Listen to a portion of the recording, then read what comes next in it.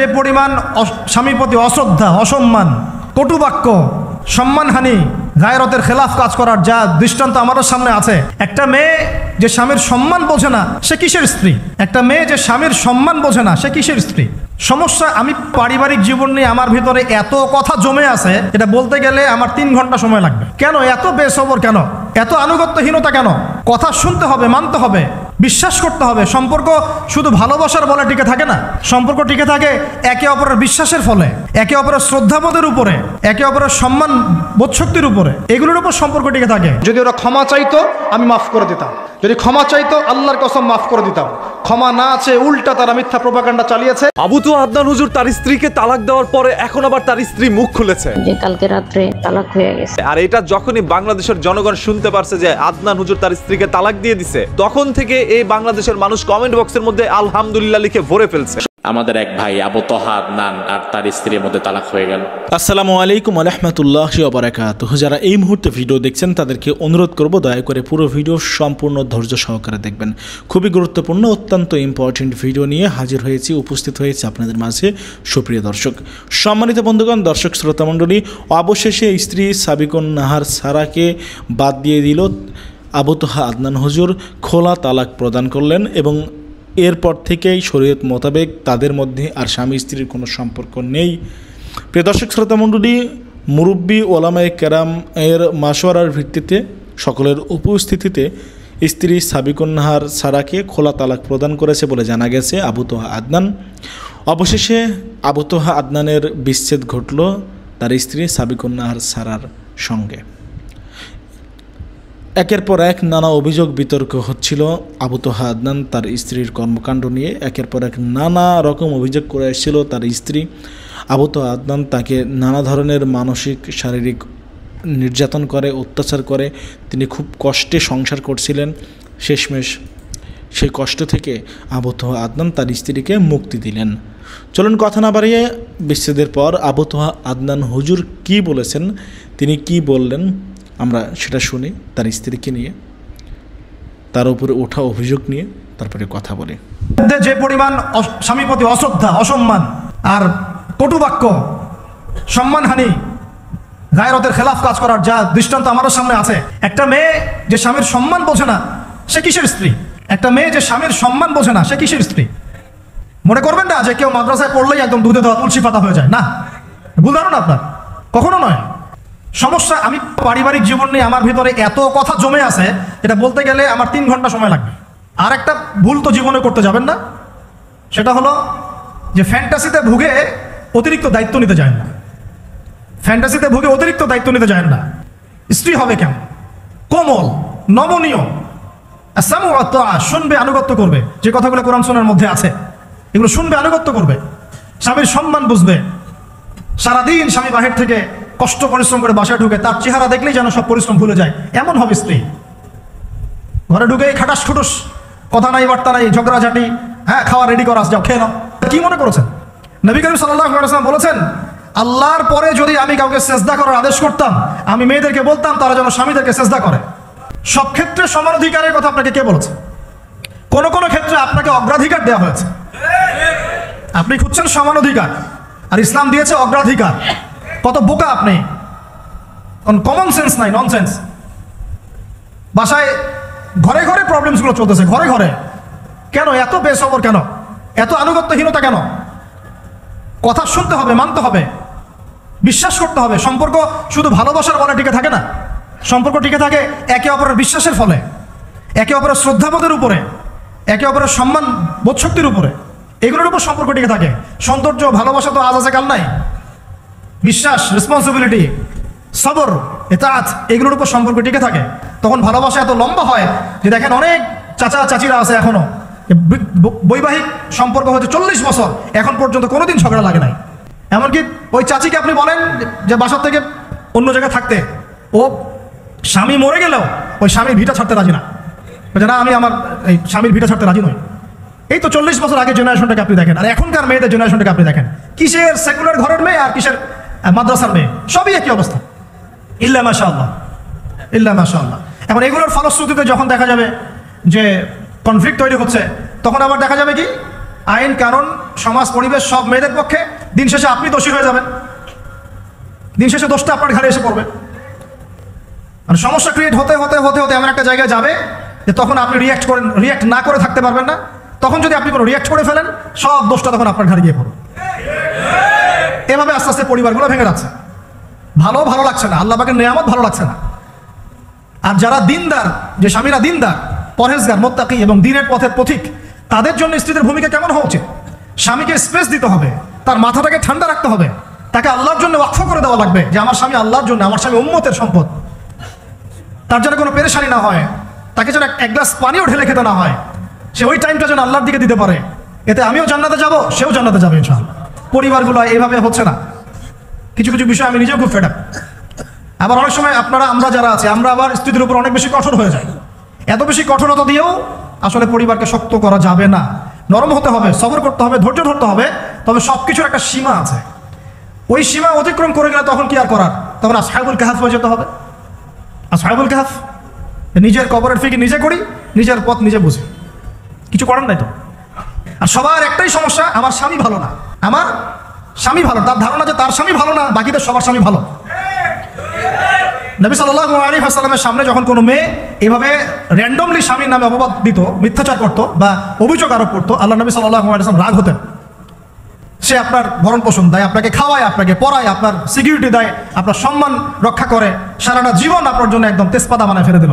এখন বলছেন স্বামী ভালো না। যদি ওরা ক্ষমা চাইতো আমি মাফ করে দিতাম, যদি ক্ষমা চাইতো আল্লাহর কসম মাফ করে দিতাম।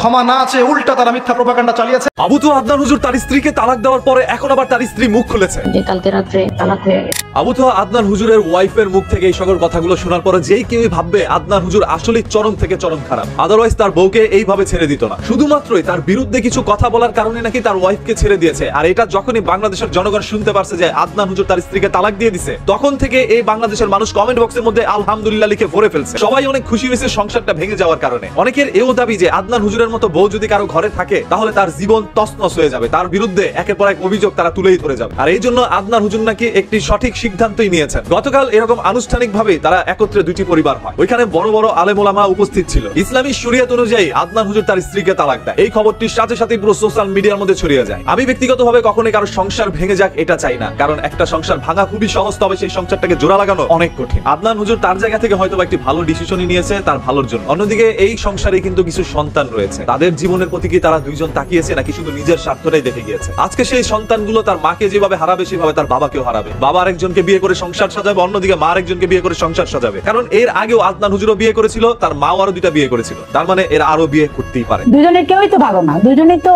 আপনার বাম্পার ফলনের আশায় আছে, কেউই ভালো না। এই মহিলাও খারাপ, এই তার স্বামীও খারাপ, দোনোটাকে নিয়ে শাস্তি দিয়ে দেওয়া উচিত। মানে ইসলামী শরিয়ত অনুযায়ী আপনি চারটা বউ একত্রে রাখতে পারবেন, আর সেই প্রচেষ্টাকে কাজে লাগিয়ে মানুষ এখন শুধু বিয়ে করেই যাচ্ছে ইসলামের দোহাই দিয়ে। এটা ভাই আমার কথা না, সাধারণ জনগণের কথা। এবং কমেন্ট বক্সের মধ্যে আজকে চেকগুলো দেখবেন, এই ভিডিওর নিচে ধরনের কমেন্টগুলো মানুষ করছে। আদনান হুজুরকে ব্যক্তিগতভাবে আমি অনেক পছন্দ করি। অনেকের এও দাবি এই আদনান হুজুর একটা সময় নিখোঁজ হয়ে যায়, তারপর তার স্ত্রী গণমাধ্যমে এসে কান্নাকাটি করে, আর এতে করে আদনান হুজুরকে নাকি বাংলাদেশের মানুষ চেনা শুরু করে। তাছাড়া তিনি এত সুন্দর করে কথাগুলো গুছিয়ে বলতে পারেন, যার কারণে হাজার হাজার লক্ষ লক্ষ মানুষ তাকে পছন্দ করে। আজকে সেই পছন্দের জায়গাটা একেবারে ধূলিসাৎ হয়ে গিয়েছে শুধুমাত্র আদনান হুজুরের স্ত্রীর কিছু সংখ্যক কথার কারণে। তার স্ত্রী প্রথম একটি দাবি সবার সামনে তুলে ধরে, আদনান হুজুরের 15 বছর আগের একজন প্রেমিকার সাথে আদনান হুজুর এখন আবার প্রেমে মগ্ন। সারা দিন রাত নাকি সেই মেয়ের সাথে আদনান হুজুর চ্যাটিং করতে থাকে, এবং তার শাশুড়ির এও দাবি আদনান হুজুর নামাজও পড়ে না টাইম মতো এবং সারা রাত মোবাইলের মধ্যে চ্যাটিং করে। স্বামীর বিরুদ্ধে স্ত্রী যেমন অভিযোগগুলো তুলে ধরেছিলেন, সেইভাবে তার শাশুড়িও কিন্তু তার বিরুদ্ধে অভিযোগ দেয়।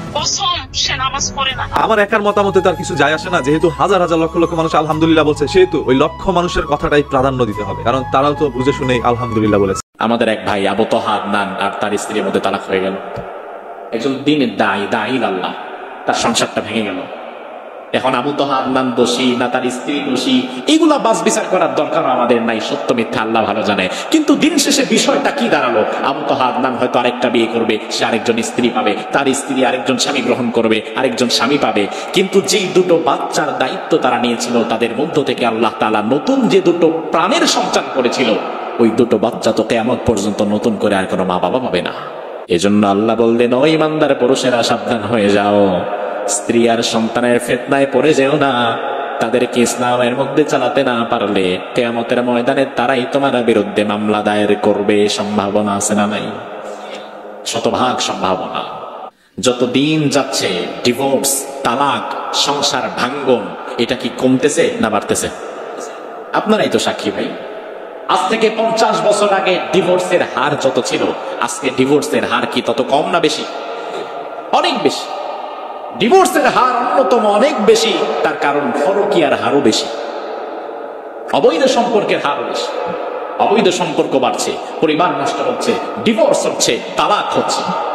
রাসূল বলেন ইসলামের সবচেয়ে জঘন্যতম জায়েজ হচ্ছে তালাক। জায়েজ, কারণ আল্লাহ তাআলা দরজা খোলা রেখেছে, যদি কখনো একান্ত বিপদে পড়েন যেন পার পাওয়া যায়।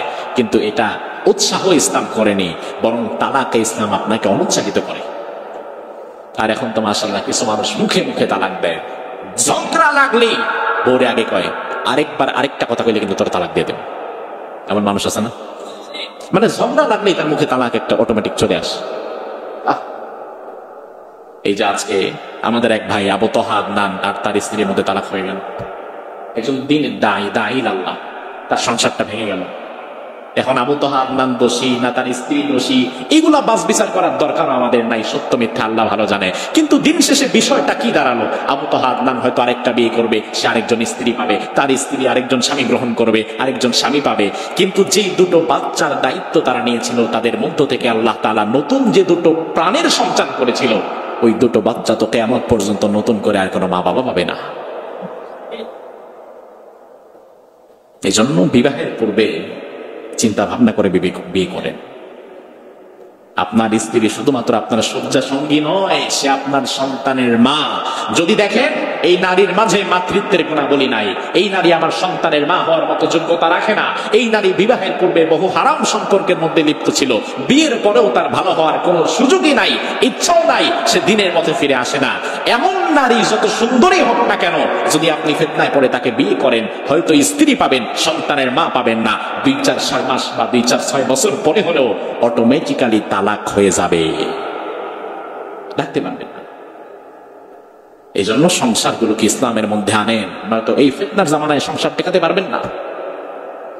আল্লাহ তাআলা আমাদের সংসারগুলোকে সুন্দর রাখুক, আমরা বলি আমিন।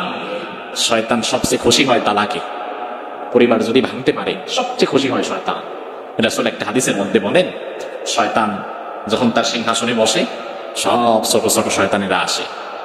মূল শয়তান যে লিডার বস, সে আমার জিজ্ঞেস করে আজকে সারাদিন কি করছে। একজন বলে চুরি করাইছি, একজন ধোঁকা দিই, আরেকজন বলে আমি একজন মানুষ খুন করাই ফেলছি, আরেকজন বলে আমি ডাকাতি করাই ফেলছি। এক একজনের কথা বলে, শয়তান খালি শুনে, কিছু বলে না। শেষে একজনের দিকে তাকায়, কি ব্যাপার, তুমি কি করছো? কয় আমি বেশি কিছু করতে পারি নাই। দুজন স্বামী স্ত্রীর মাঝে আমি তালাক করায় দিছি, ঝগড়া ঝাঁটি লাগায়া ডিভোর্স করায় দিছি, সংসারটা ভেঙে ফেলছি। শয়তান বলে এই তো আসল কাজটা তুমি করছো। যে আসিয়া তার স্বামীর সঙ্গে খারাপ ব্যবহার করেছে, ফেরাউন কি ভালো মানুষ না খারাপ মানুষ? হিসেবে তারা জুতা দিয়ে পেরানোর কথা, জুতা দিয়ে মারার কথা। শিক্ষা, স্বামী যত খারাপ হোক, যতই খারাপ হোক, স্ত্রী তার ব্যবহার খারাপ করতে পারে। জেনে বুঝে অনেক মেয়ে তার স্বামীকে মিথ্যা অপবাদ দেয়, স্বামীকে সমাজের সামনে ছোট করতে। একজন স্বামী তার স্ত্রীর সমস্ত অন্যায় মাফ করে দিবে, কিন্তু বউ যদি স্বামীর বিশ্বাস নিয়ে খেলে, স্বামীর বিশ্বাসে আঘাত করে, স্বামীর সঙ্গে চিট করে, প্রতারণা করে, বেঈমানি করে, নিমক হারামি করে, বিশ্বাস করেন একজন পুরুষ সব অন্যায় ক্ষমা করতে পারে, বাট তার বউ যখন চিট করে, ধোঁকাবাজি করে, বেঈমানি করে, একজন পুরুষ তার ব্যক্তিত্ব বোধ থেকে তার স্ত্রীকে প্রতারণার পরে, ধোঁকাবাজির পরে আর কখনোই ক্ষমা করতে পারে না, ঠিক কিনা বলে? স্ত্রীর এমন কিছু অন্যায় আছে যে অন্যায় স্বামী কখনোই ক্ষমা করতে পারে না, এবং এই অন্যায়গুলো এতটা সিরিয়াস, এতটা মারাত্মক, এতটা সেন্সিটিভ, এতটা ডেঞ্জারাস যে এই অন্যায়গুলোর মধ্যে যে কোনো একটা অন্যায় যদি স্বামী কখনো খুঁজে পায়, সেই সংসারটা বিচ্ছেদ পর্যন্ত গড়িয়ে যায়, তালাক পর্যন্ত গড়িয়ে যায়। এজন্য আমার প্রিয় বোনদেরকে বলতে চাই, এই অন্যায়গুলো কখনো ভুলেও করবেন না যদি আপনি আপনার ম্যারিড লাইফে হ্যাপি হতে চান। এগুলো মারাত্মক বড় অন্যায়। আমি পয়েন্টগুলো বলার পূর্বে আগেই দোয়া করি আল্লাহর কাছে সবাইকে নিয়ে, আল্লাহ প্রত্যেকটা মা বোনকে, প্রত্যেকটা ওয়াইফকে এই অন্যায়গুলোর থেকে বেঁচে থাকার তৌফিক দান করুক সবাই, আমিন। 1 নাম্বার, একজন স্বামী তার স্ত্রীর সমস্ত অন্যায় মাফ করতে পারে, বাট একটা অন্যায় স্বামী কখনোই মাফ করতে পারে না, সে অন্যায়টার নাম হচ্ছে বিশ্বাসঘাতকতা, প্রতারণা। একজন স্বামী তার স্ত্রীর সমস্ত অন্যায় মাফ করে দিবে, কিন্তু বউ যদি স্বামীর বিশ্বাস নিয়ে খেলে, স্বামীর বিশ্বাসে আঘাত করে, স্বামীর সঙ্গে চিট করে, প্রতারণা করে, বেইমানি করে, নিমক হারামি করে, বিশ্বাস করেন একজন পুরুষ সব অন্যায় ক্ষমা করতে পারে, বাট তার বউ যখন চিট করে, ধোঁকাবাজি করে, বেইমানি করে, একজন পুরুষ তার ব্যক্তিত্ব বোধ থেকে তার স্ত্রীকে প্রতারণার পরে, ধোঁকাবাজির পরে আর কখনোই ক্ষমা করতে পারে না, ঠিক কিনা বলে? মাথায় রাখবেন, দেওয়ালের রং নষ্ট হয়ে গেলে আবার রং করা যায়। যদি কখনো ঘরের দেওয়ালের কোনো ইট ছুটে যায়, ইটটা আবার দিয়ে দেওয়ালটাকে ঠিক করা যায়। যদি কখনো কাগজ ছিঁড়ে যায়, সেটাকে ব্ল্যাক টিপ দিয়ে আবার জোড়া লাগানো যায়। বাট বিশ্বাস এমন একটা সেন্সিটিভ জিনিস, এটা একদম স্বচ্ছ কাচের মতো। এটা একবার যখন ভেঙে যায়, সম্পর্ক বিচ্ছেদ না হওয়া পর্যন্ত এই বিশ্বাসের যে আঘাত, এটা এত সেন্সিটিভ, সম্পর্ক শেষ না হওয়া পর্যন্ত এটার ফলাফল শেষ হয় না, ঠিক কিনা বলেন? এর জন্য মাথায় রাখবেন, বিশ্বাস বড় বড় দামি জিনিস। আল্লাহ তাআলা বলেছেন, ইয়া আইয়ুহাল্লাযীনা আমানু লা তাখুনুল্লাহ ওয়া রাসূলা ওয়া তাখুনু আমানাতিকুম। আল্লাহ তাআলা বলেছেন, হে ইমানদাররা, হে বিশ্বাসীরা, তোমরা আল্লাহ এবং তার রাসূলের সঙ্গে বেঈমানি করো না, বিশ্বাসঘাতকতা করো না, এবং তোমরা তোমাদের আমানতকে খেয়ানত করো না। অর্থাৎ আপনার স্বামী হচ্ছে আপনার জীবনের সবচেয়ে ইম্পর্টেন্ট জায়গা। আল্লাহর কোরআন বলছে চিট করো না, প্রতারণা করো না, এবং আল্লাহর হাবিব বলেছেন আমার উম্মত কাপুরুষ হতে পারে। আমি আবারও বলছি, খুবই খুবই অসাধারণ হাদিস। আল্লাহ রাসূল বলেছেন আমার উম্মত কাপুরুষ হতে পারে, আমার উম্মত জিনার মতো অন্যায় করে ফেলতে পারে, আমার উম্মত হয়তোবা ভুল ক্রমে কৃপণ হতে পারে, যে কোনো অন্যায় করতে পারে, বাট আমার উম্মত কখনো মিথ্যা বলতে পারে না, আমার উম্মত কখনো ধোঁকাবাজ হতে পারে না, ঠিক কিনা বলেন? এই জন্য প্রিয় বোন, this is my humble request, আমি খুব বিনয়ের সঙ্গে বলছি, never ever never ever cheat your husband. যতদিন বেঁচে আছেন, বি অনেস্ট, বি লয়াল। নিজের কাছে নিজেকে অনেস্ট রাখার মজাই তো আলাদা। দিন শেষে আপনি বলতে পারেন যে ভাই আমি কারোর সাথে চিট করি নাই, আমি কারো বিশ্বাস নিয়ে খেলি নাই, আমি কারো বিশ্বাস ভেঙে দেই নাই। মানুষ আমাকে ভুল বুঝুক আর না বুঝুক, মানুষ আমাকে সঠিক বুঝুক কিংবা না বুঝুক, যদি আমি দিন শেষে অনেস্ট আর লয়াল থাকতে পারি, আল্লাহ আমার বন্ধু হয়ে যাবে, ঠিক কিনা বলেন? So please don't cheat your husband. এক নাম্বার কথা, এক নাম্বার অন্যায় একজন স্বামী কখনো মাফ করেন, তার নাম হচ্ছে বিশ্বাসঘাতকতা। দুই নাম্বার, একজন স্বামী একটা অন্যায় কখনো মাফ করতে পারে না। সে অন্যায়টা কি জানেন? সে হচ্ছে যদি স্বামী কখনো জানতে পারে যে আমার ওয়াইফ আমার সাথে শোয়ার আগে, আমি আবারও কথাটা বলতে চাই কারণ এটা বলতে একটু ইতস্তবোধ করছি, জাস্ট বোঝাবার স্বার্থে বলছি, এবং আমি আগেই ক্ষমা চাচ্ছি আমার শব্দের জন্য, but I want to make you realize যে এটা আসলে কতটা সেন্সিটিভ ইস্যু। পুরুষ যদি বিয়ের পরে জানতে পারে আমার ওয়াইফ আরেক পুরুষের সঙ্গে শুয়ে আসছে, নাউজুবিল্লাহ, I am so sorry to say that, বিশ্বাস করেন এটা জানার পরে একজন পুরুষ তার স্ত্রীর প্রতি সম্মান, রেসপেক্ট যা ছিল আর চুল পরিমাণ কিছুই বাকি থাকে না, ঠিক কিনা বলেন? এরপরে সম্পর্কটা থাকে জাস্ট সিচুয়েশনশিপ, এটার নাম রিলেশনশিপ নয়। মানুষ জাস্ট পরিস্থিতির শিকার হয়, হয়তো ওয়াইফের বাচ্চা হয়ে গিয়েছে অথবা সংসারটা লং টাইম হয়ে গিয়েছে, পরে গিয়ে জানতে পেরেছে, বাট বিশ্বাস রাখেন এই কথা, যেই মেয়ে তার বিয়ের আগে ইজ্জত বিলীন করে দেয় এবং এটা স্বামীর কান পর্যন্ত পৌঁছে যায় তার অবৈধ সম্পর্কের কথা, সেই স্বামী কখনো সেই বউকে নিয়ে আজীবন সংসার শান্তি মতো করতেই পারবে না, ঠিক কিনা বলেন? এই অন্যায়টা স্বামী কখনো ক্ষমা করতে পারে না। এবং খেয়াল রাখবেন, একজন নারীর জীবনের সবচেয়ে দামি সম্পদ হচ্ছে তার ইজ্জত, তার সতীত্ব। কোরআনে আল্লাহ তাআলা কি বলছেন? আল্লাহ তাআলা বলেছেন ওয়ালা তাকরাবুজ জিনা ইন্নাহু কানা ফাহিশা। আল্লাহ বলেন নাই যে তোমরা জিনা করো না, আল্লাহ তাআলা বলেছেন জিনা হতে পারে, ব্যভিচার হতে পারে, অন্যায় হতে পারে, এমন কাজের আশেপাশেও যাওয়া যাবে না। তার মানে হলো জিনা এক মারাত্মক অপরাধ, এটা এমন বিশাল অপরাধ যেই বান্দা, যেই বান্দি বিয়ের পূর্বে জিনা করে, অন্যায় করে, তাদের বিয়ের পরে সমস্ত সুখকে হারাম করে দেয় একজন, তিনি কে? This is the nature, এটাই নেচার। আপনি স্বামীর ইজ্জত দিবেন বয়ফ্রেন্ডের কাছে, বিশ্বাস রাখেন আপনার সংসার জীবনে সুখ সহজে আসবে না। অতএব প্লিজ, বিয়ের আগে কোনো হারাম সম্পর্ক নয়, বিয়ের আগে নিজেকে রাখতে হবে পবিত্র। আপনি পবিত্র থাকলেই আপনাকে পবিত্র মানুষ দিবে একজন, আওয়াজ দিয়ে বলেন সবাই, তিনি কে?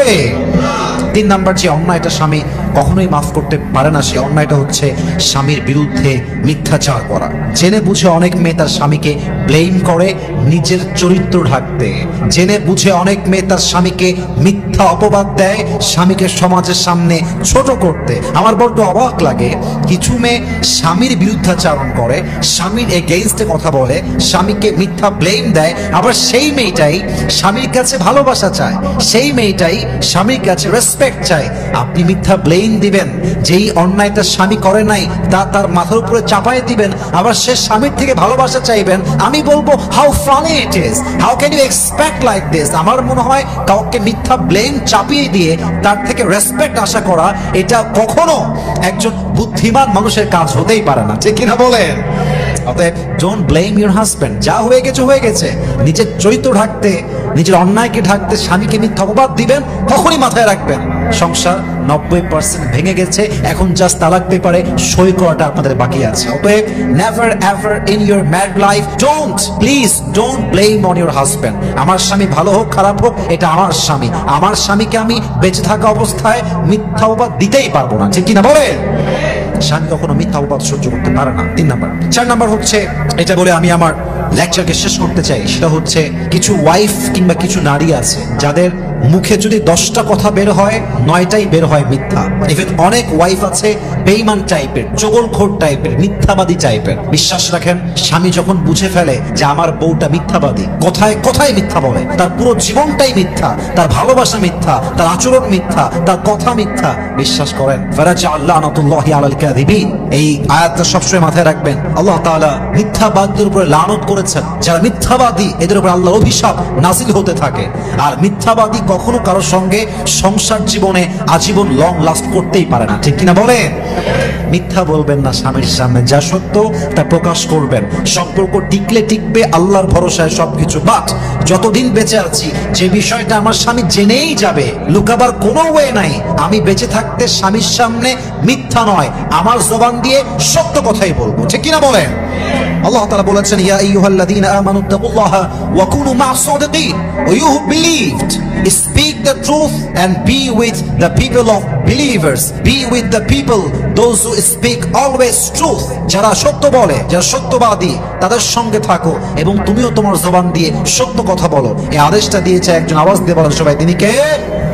অতএব আপনাকে সত্য বলতে হবে, and you have to be stay with the people those who are from believers, যারা বিশ্বাসী, and he speaks the truth, যে সত্য বলে তার সঙ্গে আমি আছি, মিথ্যাবাদীর সঙ্গে আমার কোনো সম্পর্ক থাকতেই পারে না। অতএব খবরদার, never ever in your entire life, যদি আপনি আপনার বিবাহিত জীবনে সুখী হতে চান, মিথ্যা বলবেন না। স্বামী ছাড়া কারো কাছে ইজ্জত বিলিয়ে দিবেন না। যদি আপনি আপনার বিবাহিত জীবনে সুখী হতে চান, স্বামীকে মিথ্যা অপবাদ চাপাই দিবেন না। স্বামীর সঙ্গে বেঈমানি করবেন না। যে মিথ্যা বলে, যে বেঈমানি করে, যে নিমক হারামি করে, সে আজীবন কোথাও সংসার জীবনে টিকতেই পারবে না, ঠিক কিনা বলে?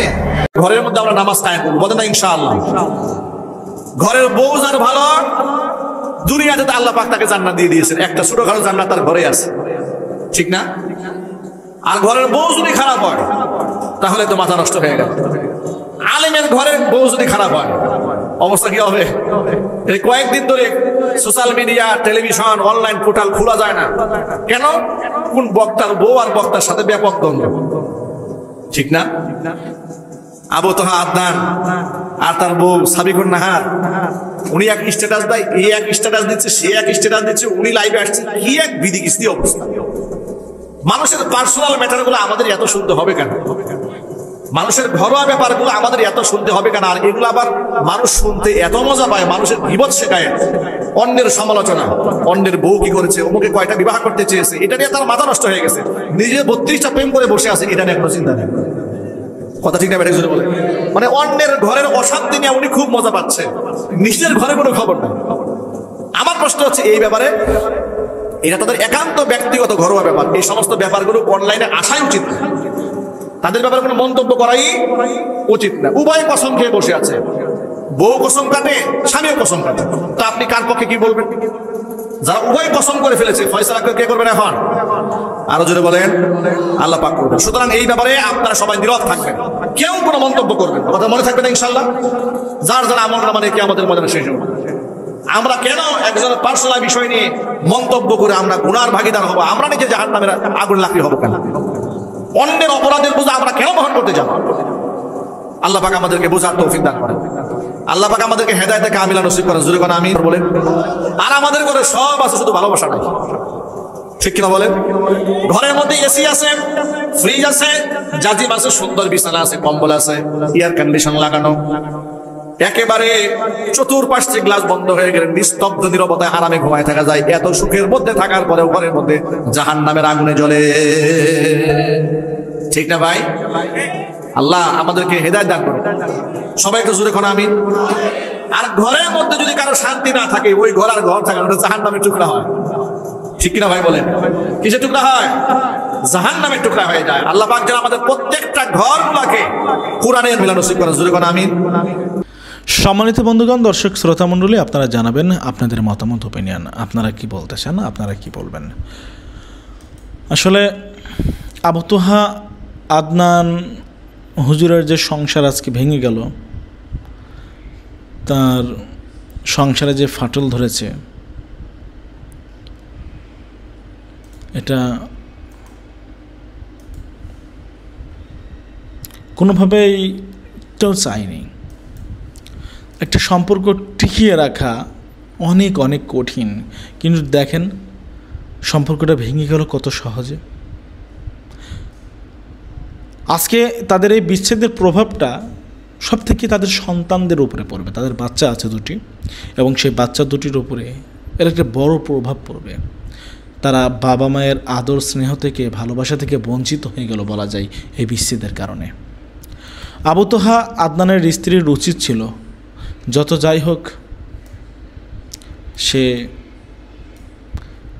তার স্বামীকে বুঝিয়ে দুজনে পারিবারিকভাবে সমাধান করে সংসারটা টিকিয়ে রাখা। তা না করে তিনি সামাজিক যোগাযোগ মাধ্যমে ফেসবুকে স্ট্যাটাস দিয়ে একের পর এক তার স্বামীর বিরুদ্ধে অভিযোগ তুলে রীতিমতো সম্পর্কের এই ফাটলটা তৈরি করে দিয়েছেন। আপনারা আপনাদের মন্তব্য জানাবেন। ভালো থাকবেন, সুস্থ থাকবেন। এ পর্যন্ত বিদায় নিচ্ছি আজকের মতো। আল্লাহ হাফেজ। আসসালামু আলাইকুম ওয়া রাহমাতুল্লাহি ওয়া বারাকাতুহু।